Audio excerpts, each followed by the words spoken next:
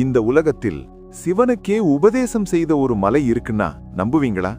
சுவாமி மலையில் பிரணவ பொருள் கேட்ட சிவன். ஆனா கோயம்புத்தூர் அருகே ஒரு மலையில் சிவனுக்கே வேதம் ஓதி அறிவுறுத்தினார் முருகன். அதனால்தான் அந்த மலைக்கு ஓதிமலை என்ற பெயர்.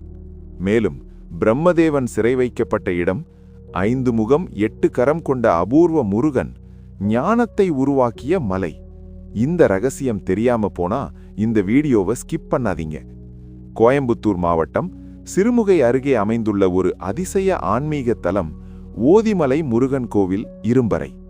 புராண காலத்தில் படைப்பு தொழிலை செய்து வந்த பிரம்மதேவன் பிரணவ மந்திரமான ஓம் என்பதன் உண்மையான பொருளை அறியாமல் இருந்தார். அதை உணர்ந்த முருகப்பெருமான் ஞானமில்லாமல் படைப்பா என்று கேள்வி எழுப்பி பிரம்மனை சிறையில் அடைத்தார். அந்த இரும்பறைதான் பின்னாளில் இரும்பறை என்ற ஊர் பெயராக மாறியது.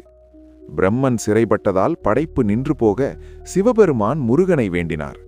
அப்போதுதான் இந்த ஓதிமலையில் முருகப்பெருமான் சிவனுக்கே வேதத்தின் சாரத்தை உபதேசம் செய்தார்.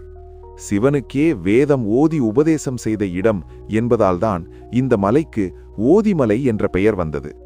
இந்த தலத்தில் முருகப்பெருமான் 5 முகங்களும் 8 கரங்களும் கொண்ட கவஞ்ச வேதமூர்த்தி என்ற அபூர்வ கோலத்தில் அருள்பாலிக்கிறார்.